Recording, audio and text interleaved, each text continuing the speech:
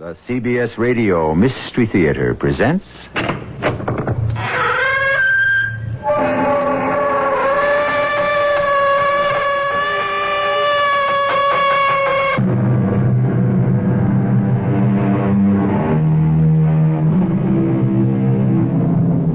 Come in.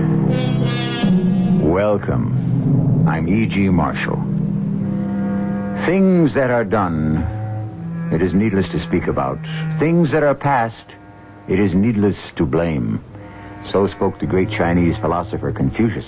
Confucius, believed by many to be the wisest man that ever lived. Since our story is about wisdom, we had to put Confucius in there someplace. Wisdom, a quality so often associated with the mind, can also spring from the heart as well. I tell you, her death wasn't an accident. Well, how can you say that? Were you there? No. But did you see anything suspicious? Did you ever even know these people? No, but Then what gives you the right to make such an accusation? Because that's what really happened. I'm never wrong. Oh, really? Now, I'm never wrong about anything. Especially murder.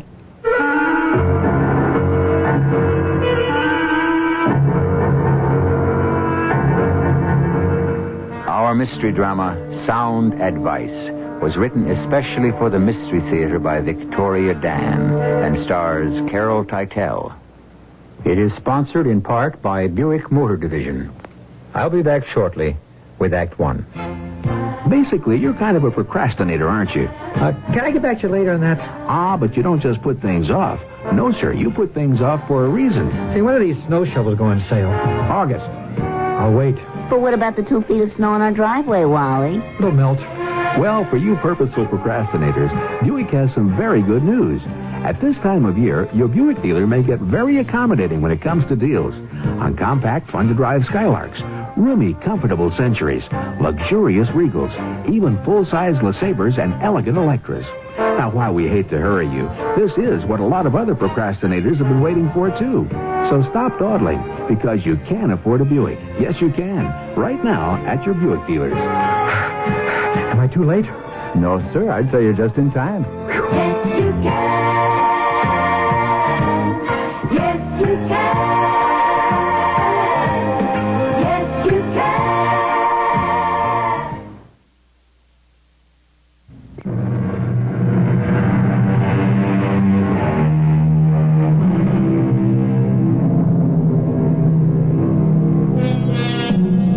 Nothing is given so profusely as advice, so the philosopher said. In a world constantly tormented by food, energy, and water shortages, isn't it reassuring to know that there is at least one commodity, advice, which will never be in short supply? Yet, despite the profusion of free wisdom, too many people feel the only advice worth taking is the kind you have to pay for. Perhaps that isn't so odd when you consider that we usually end up paying for even the free advice, often in ways we least expect. Did you say something, Freddie? You haven't heard a word I've said. Said about what? Oh, for Pete's sake. Oh, look at the absolute mess you've made of the paper. I should know better than to disturb you when you're reading Dear Doreen. What did you say? I bet there isn't a breakfast table in America where a man can have a decent conversation with his wife. You're all too busy reading that gossip column. It's not a gossip column. It's an advice column. It's the same thing. Some female poking her head into other people's business. What earth-shattering advice is the old bat giving today? Mavis? You really want to hear? Sure. Why not? The letter goes like this. Dear Doreen, I'm an attractive, fashionable housewife with immaculate habits. I can no longer stand living with my gauche, sloppy, inconsiderate husband. I want to tell him I am leaving him, but am afraid of his violent temper. What shall I do? Signed, Desperate in the Country. Desperate in the Country? I bet there's no such person. Would you like to hear dear Doreen's reply? Not really. Dear Desperate, you and your husband are obviously mismatched. Forget his sloppiness. Forget his temper. And most of all, forget him. Sincerely, Doreen. Forget him? This dear Doreen is telling some lady to leave her husband? Yes. Some lady she doesn't even know? She's a phony. I bet she makes up all those letters. That's not true. I bet she even wrote that last letter. Desperate in the country. Who ever heard of a name like that? It was the only name I could think of. What? I wrote that letter to dear Doreen. You're kidding, right? I'm desperate in the country. What do you say? I'm leaving you, Freddie. You're what? Leaving you. I don't believe it. I mean it this time. Well, why? I can't stand it anymore. Well, aren't I a good husband, Mavis? Don't I buy you all those fancy clothes you want? Please, Freddie. Don't I let you watch what you want on television when there isn't a game on? I don't love you anymore. You don't? Now, listen. You're not leaving me just because some fishwife in a newspaper tells you to. Now, can't we be civilized about this? Civilized? You expect me to be civilized? This isn't the movies. There you go, shouting. Always shouting. I'm not shouting. Let me make this quite clear, Mavis. You're my wife. You're not leaving me. I've made up my mind. You'll never leave me. I will. I am. I won't let you. I will leave you if it kills me. Even if it kills you. I don't want to discuss it anymore. Just a minute. Where are you going? I have a headache. Sit down, Mavis. No. You just don't tell your husband you're leaving and then just walk off. Come back here. We're not finished. Let go of my arm. Not until you understand this, Mavis. You're not leaving me. My wrist. You'll never leave me. Please, Freddie, you're hurting me. You're my wife, and a wife has to be loyal to her husband. Let me go or I'll kick you. I swear. On. Why, you... No, Freddie. Freddie, I only did it so you'd let go of me. No, but please, don't hit me. Don't hit me.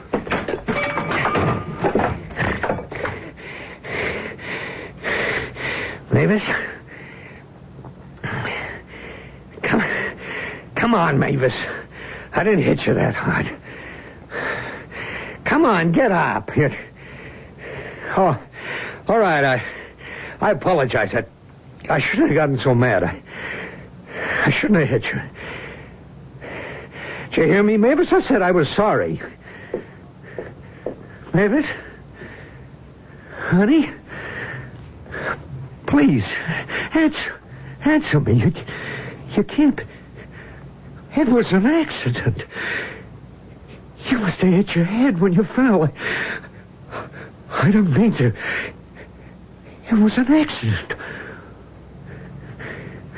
No one will believe it. I gotta think. I gotta think.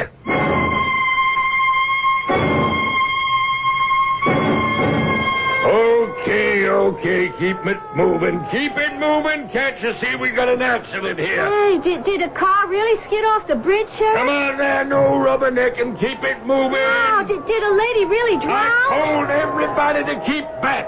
Now let that ambulance through. And make way for that stretcher. Oh, Joe, will you take over? Keep those people back. Keep that traffic moving. I got to talk with the husband.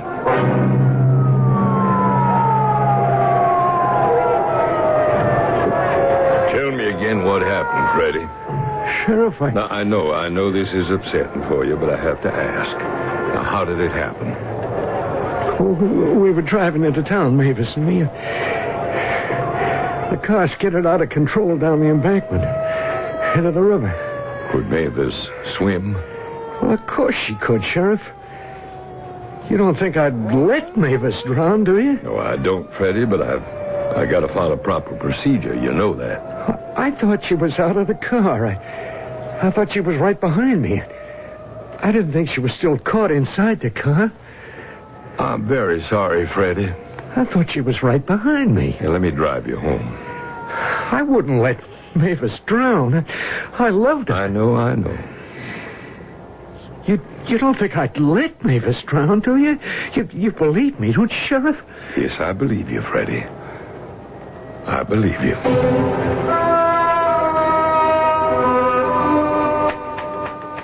Dear Puzzled, your mother-in-law does not know everything. Come in. Hello? Yes. I'm Jenkins Smith, new managing editor. Oh? I'm visiting the various departments, introducing myself to the staff. This is the Dear Doreen office? Yes, that's right, Mr. Smith. And you are... Doreen Compton. Doreen? You mean there really is a Dear Doreen? Who else do you think writes the column, Mr. Smith? I thought... I was sure it was just a name someone made up. You do it all alone? Is that so astonishing? Well, even when I tried to picture Dear Doreen as an actual person, I was sure she'd be older. Many people think of Doreen as... A doddering old maid. Your column has always fascinated me. I get the impression that isn't a compliment. Is there a point, Mr. Smith, that you are inadequately attempting to come to? You certainly live up to your reputation. Well, I wasn't sure I had one. A way with words. When Dear Doreen speaks, the whole world listens. And it is the whole world. You're syndicated. So doesn't it ever bother you? What? The power you hold? I don't believe in false modesty. I'm good and I know it. Well, I'll level with you, Doreen. I'm a newsman. I believe in reporting the news, period. No frills, no fashion centerfolds, no recipes, no advice to the lovelorn, no comics, just the news. But just the news doesn't sell newspapers. Say the word, Mr. Smith, and I'd gladly leave. Now, Doreen, no, I didn't There say... isn't another paper in this country that wouldn't pay me 5 times what I earn here. Yes. All I meant was what you write might not be what I think of as news. Still, as a journalist, you have a responsibility. Mr. Smith. Call me Jenkins. Mr. Smith. Yes. I am aware of my responsibility. But don't you ever wonder with all this advice you give out? Wonder about what? If it's the right advice. But would I give it out if it weren't the right advice? Well, you're dealing with strangers. What's right for one person might be wrong for somebody else. Are you suggesting that some of my advice is wrong? Well, nobody's perfect. We all make mistakes. I don't. With an attitude like that, you'd probably fall apart if you ever discovered you were wrong. But I am never wrong. That's exactly what I mean. An attitude like that. No frills journalism, my foot. Doreen? Melissa, what took you so long? I'm famished. There was a new cashier, and he took forever. Doreen, did you see him? See who? Never mind. I can tell by the look on your face. What on earth are you talking about? You look really steamed. I am steamed. Obviously, you've just had the pleasure of meeting the illustrious Mr. Jenkins Smith. Believe me, it was no pleasure. He hates women, Doreen. But that's not quite the impression I got. Well, not like that. I mean, he hates women on the paper. It's a fact. He thinks we're irresponsible. Melissa, how long have you been my secretary? Oh. 10, 11 years? Well, it bothers me that you are so vulnerable. Oh. I admit it did irritate me for a moment, suggesting I would ever dash off advice, serious advice, in a cavalier fashion. He said that. Well, now, doesn't it prove my point? Melissa, I would be lying if I denied that for just a second or two he challenged me to admit that I might have been wrong in any of my answers. He did. But that just isn't so. I have never given any advice that I did not have complete faith in. Smith was obviously asserting his new power as managing editor by preening his ego. I never thought about that. But how about lunch? Sure. Oh, I meant to tell you. On tonight's late edition, they cut off the last letter to make space for the obit. Oh, let me see. There, on page 47. An obituary for some ex-fashion model. Oh, Mavis Montrose died, but she used to model for fashion designs. I think she drowned or something. Mavis Montrose was married to a dairy farmer named Frederick Gumbler. You look startled. Mavis Montrose was Mavis Gumbler. What is it, Doreen? But why should that name sound familiar? Hold on a minute. Did you say Gumbler? Mavis Gumbler. Now, why does that name ring a bell? I have it. Desperate in the country. What did you say? Mavis Gumbler was desperate in the country. Remember, she wrote you a letter. That's right. She wanted to leave her husband. He had a violent temper. Their car skidded off the road, it says. Melissa, get Mrs. Gumbler's original letter out of the file. Sure, but what's it about? It's got to be a coincidence that she died so soon after I printed her letter in the column. Coincidence? I have a strange feeling about this. I can't quite explain it.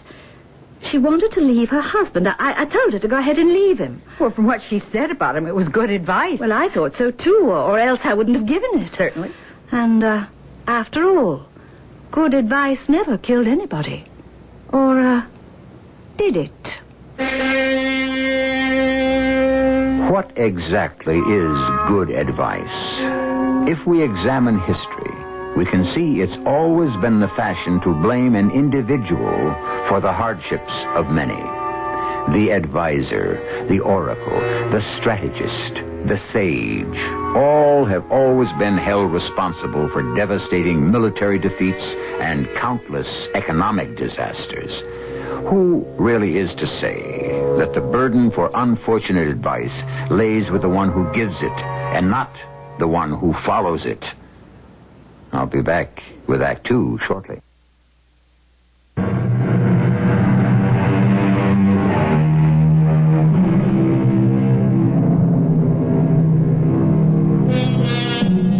About this matter known as coincidence, there are two definite schools of thought. Most of us think practically, that is, we believe coincidence is the random crisscrossing of two unrelated events. A surprisingly large number of scholars, however, are enrolled in the program that preaches there is a plan. Each event in this world is irrevocably connected to another by some mysterious universal directive. Nothing happens by accident. This revelation, while soothing to many, may be quite distressing to others. Doreen, what did you just say? Maybe Mavis Gumbler's death wasn't an accident. But of course it was an accident. Well, I find it rather strange for a man to just leave his wife in a sinking car. There's something about this accident that bothers me. Tell me. I can't explain it. It's just a feeling. Uh-oh, look out. No, I'm serious, Melissa. Don't you find it strange that a woman should die the same day I print the answer to a letter?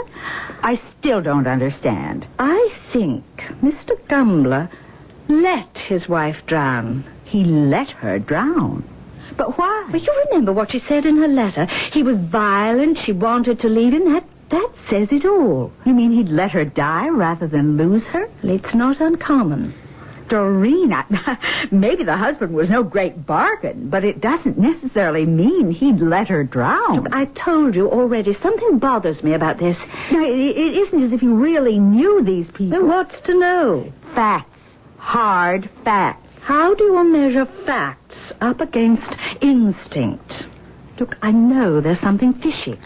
How do you prove that a person let another person drown? I don't know. But he let his wife drown. Doreen, why are you so concerned about a total stranger like Mavis Gumbler? Well, she wasn't exactly a stranger. She was one of my readers. You have millions of readers. I've never known you to become so involved. Whenever I give a reader advice, Melissa, I am involved. In all the years I've worked for you, your involvement ends when you put your signature on a reply. You're right. So why this special interest all of a sudden? Maybe I owe her something. What would you owe Mavis Gumbler? I don't know. I honestly don't know. What other mail is there today? The Chamber of Commerce wants you to speak at a luncheon. Oh, it's that time again. Shall I tell them you accept? Yes. There's also what appears to be an upstate newspaper, the Greenfield Gazette, and a voucher for your expense. Oh, the Greenfield Gazette. Oh, let me take a look. When did you start receiving the Greenfield Gazette? Oh, I sent away for it. There's a lot you can learn from reading small-town papers. Readers, attitudes, trends. It's all very interesting. Greenfield. Isn't that the same town Mavis Gumbler was from? Yes. Now, you're not still thinking about that, are you? So, that's what she looked like. Who? Mavis Gumbler. Her picture's in the paper. Oh. They're naming some sort of scholarship after her. Doreen, you're obsessed. That's absurd. Obsessed with what? With a person you've never met. With an accident you believe you might have caused. That's not so. No. Then why for the past 2 weeks have you gone out of your way to find out everything you can about that woman? Even sending away for her local newspaper. Well, I'm curious. What do you owe Mavis Gumbler? I'm not sure. Now, you're not blaming yourself for her death. No, look at her face. Look at her face, Melissa. I saw it. Well, she almost seems to be saying something. Look. What am I supposed to see? Her eyes. She's trying to tell me something. Why are you torturing yourself like this? I am not torturing myself. I'm simply stating a fact. Weren't you telling me before that I should rely more on facts? Mavis Gumbler is trying to tell me something. That's a fact. What is she trying to tell you? I don't know yet, but I intend to find out. What did you want to speak to me about, Mr. Smith? Call me Jenkins. I call you Doreen, don't I? Everybody calls me Doreen. Well, I want to ask you something. When was the last time you took a vacation? I don't like vacations. They're boring. You've got a lot of time coming to you. Why are you so concerned? I'm your boss, and also I happen to like you. I'd hate to see you get into a rut. Well, what makes you think I'm in a rut? I know the signs, believe me.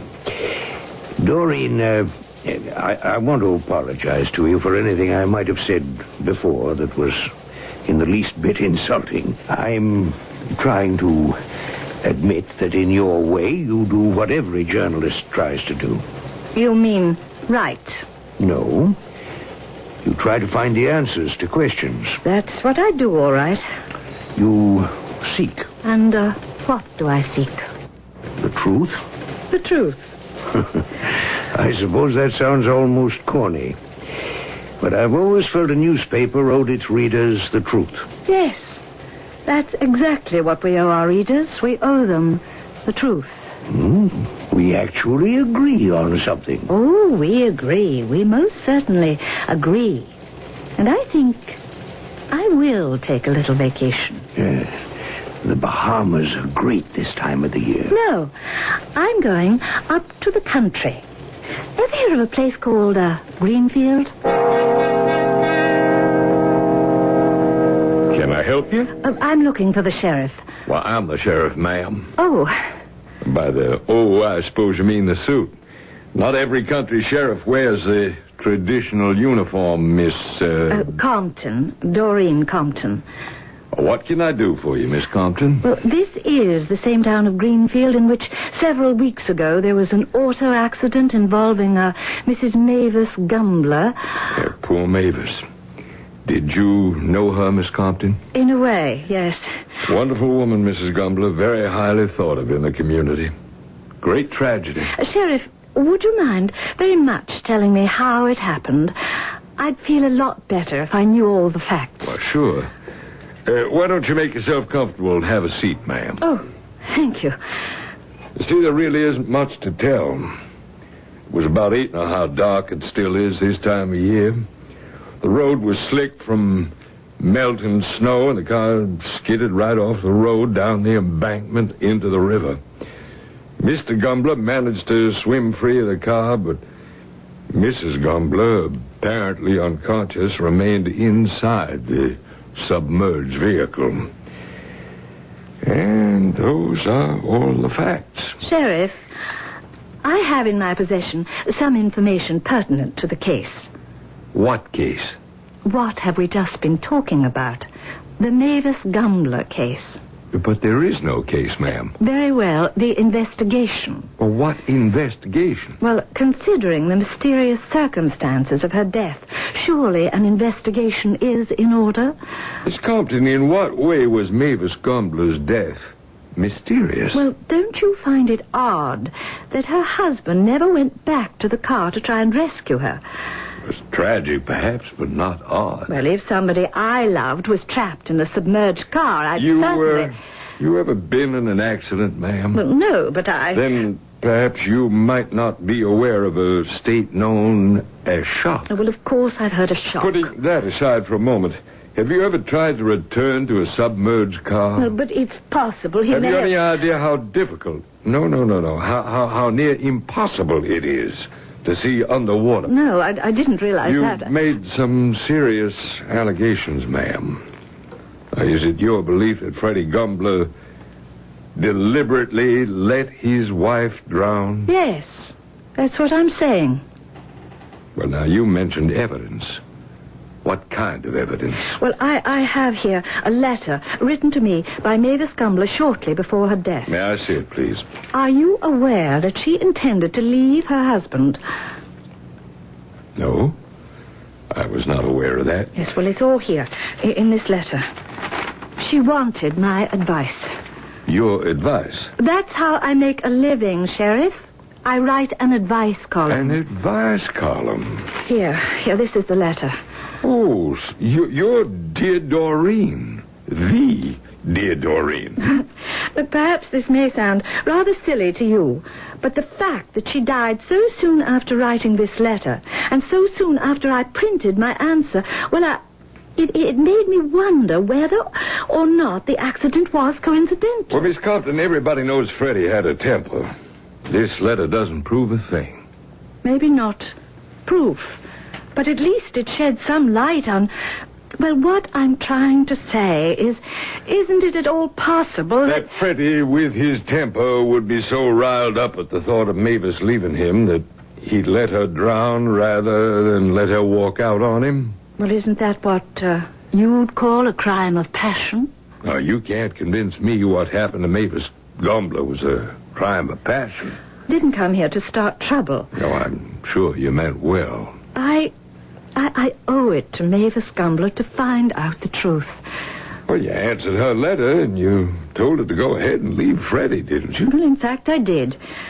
Well, now, excuse me for saying this, but do you feel you owe Mavis something because you perhaps feel guilty? It's not guilt. Well, what is it? I have nothing to be guilty about. It's just a feeling I have, that's all. A feeling? Yes, Sheriff. It's a kind of intuition that I've always had. Something instinctively disturbs me about what happened to Mrs. Gumbler. You mean you came all the way up here because of a feeling? Perhaps if I could just see I've some... already anticipated your next question. Here you are, Miss Compton. There's a... Oh, photographs of a body. That's what you were about to ask me for, am I right? Is that Mavis Gumbler? After she was taken from the water, as you can see. Yes, I can see that. Well, haven't you ever seen a dead body before, Miss Compton? No, not a picture like this. Not a... Wait, just a minute. This picture... I beg your pardon? There's something in this picture. It's wrong. What do you mean? Well, something just isn't right. Well, what isn't right? I don't know. But this woman's death was not an accident.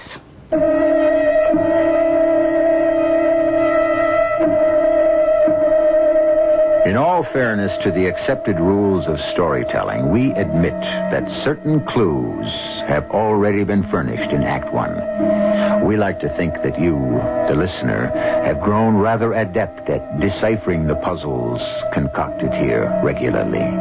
Detectives who use intuition as a means of solving mysteries are well aware that this phenomena is the subconscious mind's analysis of facts. I'll be back shortly.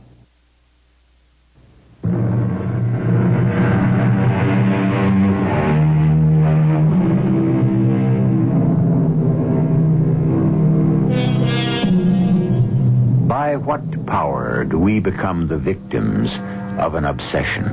Is it the power of guilt, vanity, or perhaps obsession is a force all of its own? Why would a woman travel hundreds of miles to a rural town in upstate New York to prove someone's death was not an accident, a person who was a total stranger?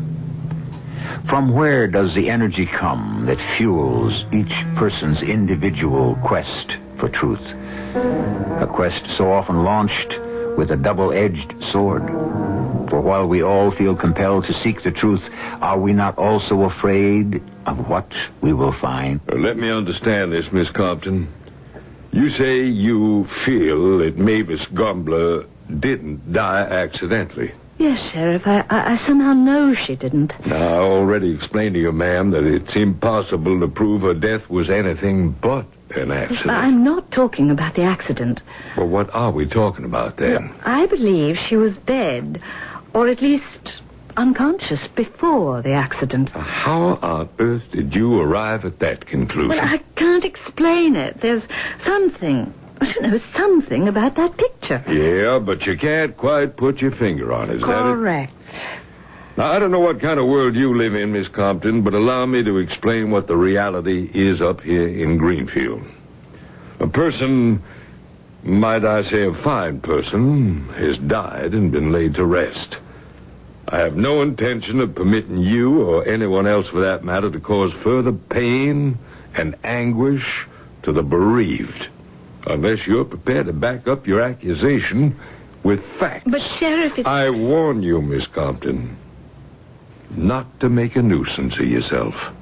I have no intention of leaving until I have solved this matter to my satisfaction.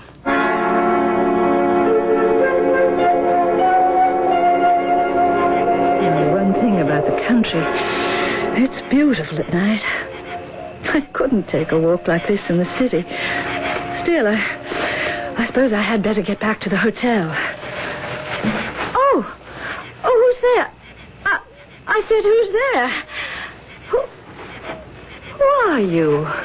You're her, aren't you? I don't know what you're talking about. You're her. You're dear Doreen. But who are you? I had to see you. I had to know what you looked like. Who are you? Why did you have to come here? Why couldn't you just leave us alone? You're Mr. Gumbler. How could you be so cruel? How could you tell Mavis to leave me? Oh, now, Mr. Gumbler, Don't you know a woman's place is with her husband? Look, in the first place, I didn't... She'd be alive if it weren't for you. I beg your pardon. You and that stupid column of yours.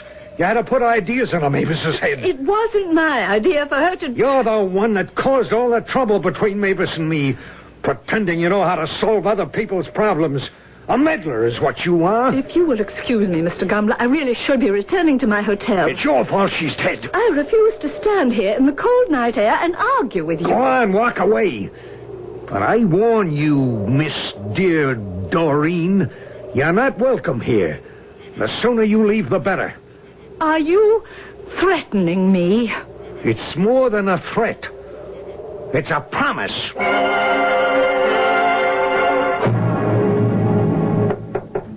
What on earth? Who is it? It's the sheriff, Miss Compton. Oh, just a minute. Sorry to disturb you at this hour, ma'am. Oh, excuse the robe, Sheriff, but I was about to go to bed. Now, don't apologize. I want you to get a good night's sleep, because you'll be leaving first thing in the morning. Leaving? I don't understand. But didn't I specifically ask you, ma'am, not to make a nuisance of yourself? Well, I haven't. When Did you listen to me? No. Of all people, you have to go harassing Freddie Gumbler. What? If anyone was harassed, it was I. I'll have you know that man threatened me. Well, can you blame him after the way you upset him? How dare you accuse him of laying a hand on his wife? He's lying. I never said such things. You asked me to believe you over Freddie, a man I've known for 20 years? Sheriff, credit me with a little delicacy. Didn't I hear you with my own ears in my office accuse him of murder? Well, I admit that, but Now, who am I supposed to believe? I'm asking you. No, I'm telling you to leave town in the morning. That isn't fair. Now, stop causing trouble just because you got your own guilty conscience. Of all... Sheriff, I am not some little Miss Nobody. I am Doreen Compton. I know who you are. I don't think you do. I know the Attorney General of this state. I am personally acquainted with the First Lady. I can give you a list of senators, congressmen who are good friends of mine. I even know your boss, the governor. I can make things pretty uncomfortable for you if you insist on treating me like some stupid little old lady. Mm-hmm. Well, you certainly put all your cards on the table, don't you, ma'am? When you force my hand. All right. You can stay. And that's not all. Well, what now? I've got to see those pictures of Mavis Gumbler's body again. This minute? I told you before that I thought Mavis Gumbler was dead before the car accident. Well, now I'm sure of it, and I think I can prove it. You can prove it, The answer is in those pictures. Something that bothered me before, but I couldn't put my finger on it till now. Yeah, I know. You had a feeling. No, it's not a feeling. Now I know exactly what I'm looking for. Miss Compton, you've been staring at that picture for half an hour. I knew it. I knew before there was something wrong with this picture. Do you see it, Sheriff? See what? You can't see it because you're a man. That's the point. Freddie Gumbler didn't notice it either, and that's where he made his fatal mistake. Miss Stan, you're saying that because I'm a man means that I can't see... Can't see something that proves to me beyond the shadow of a doubt that Mavis Gumbler was dead, or at least unconscious, before she even left the house and got into that car. No, I still don't see it. Mavis Gumbler used to be a high-fashion model. She knew everything there was to know about clothes, about being fashionable. Till the day she died, she had a reputation for being chic. Well, now, I won't argue with you there. Freddie Gumbler spent a fortune on clothes for his wife. The suit that she's wearing in this picture, it's a Bertie of Paris original. His things sell for $700 or more. I know, because I've bought them myself. Now, what does this have to do with proving... A woman as fashionable as Mavis Gumbler would never have made a mistake like this. I wish you'd tell me, ma'am. I'll tell you. Right now, Sheriff.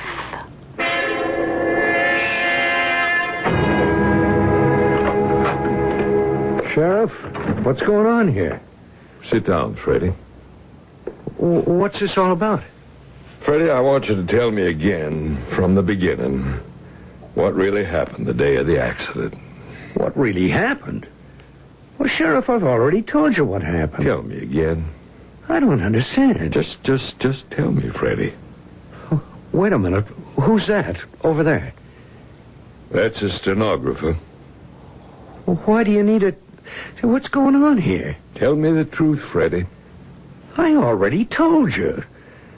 Mavis and I had dinner, and we changed into our Sunday best for that party over at the Prestons. And then? Well, you know the rest. We were on the river road. The car skidded. We went right over the embankment. The waters were high from the rains we'd been having. The car sank in seconds. I remember swimming and not getting anywhere.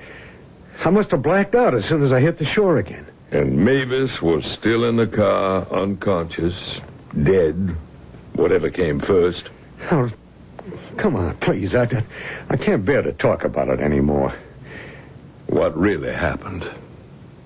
I just told you. You're lying. No, I'm not. Freddie. It's the truth. I swear it's the truth. We know you did it. Did what? It was an accident. What did you hit her with? It wasn't like that. What was it like then? I hit her with my hand. I didn't think I hit her that hard. Was she dead? She was going to leave me, Sheriff. She couldn't stand for me to touch her anymore, she said. How could she leave me? I couldn't let her leave me. Was she dead then, Freddie? No. Oh, maybe. I don't know anymore. I put on my suit. I dressed Mavis in her fanciest new outfit. I put her in the car. Like we were going to that party. Like nothing happened. Mm-hmm. And then what, Freddie? We drove around for a while, and soon it was like old times. Me and Mavis all dressed up, going to town. I started to talk to her. Looks like more rain, Mavis. I said. Sheriff, I realized then she wasn't going to answer me. She was never going to answer me. I pressed my foot down on the accelerator, and that's when I went into that skid. When the car went crashing down the embankment, I was thinking, this is what dying feels like. But when the car hit the water and started to sink, and soon the water was up past the windows and dark and cold, and I still wasn't dead, I knew I was afraid. I didn't want to die. I wanted to live. And so you managed to get out of the car and leave Mavis behind. I left her behind. All right, Freddie. Sheriff, how did you know? How did I know? Your wife told me. Mavis told you? Her picture, Freddie. Her picture told me. Her picture? It was the one thing that proved your wife couldn't have dressed herself. But it took a woman to spot it.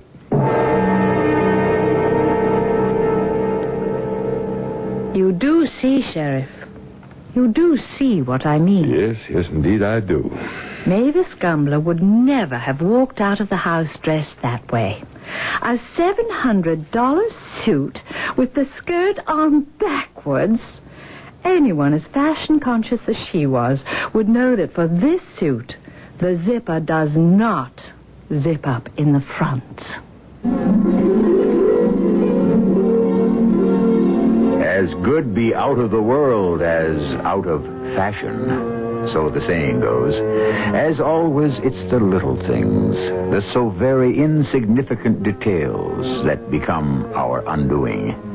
The microscopic blunders, invisible to the untrained eye, just as easily emerge as glaring discrepancies to the more sophisticated observer. I'll be back shortly.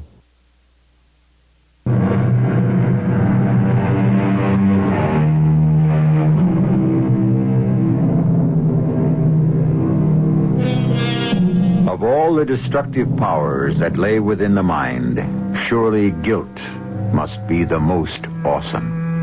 How are we to explain the vulnerability of even the most confident human being to the ravages of this simple emotion? What is this ceaseless drive to learn the truth at any cost?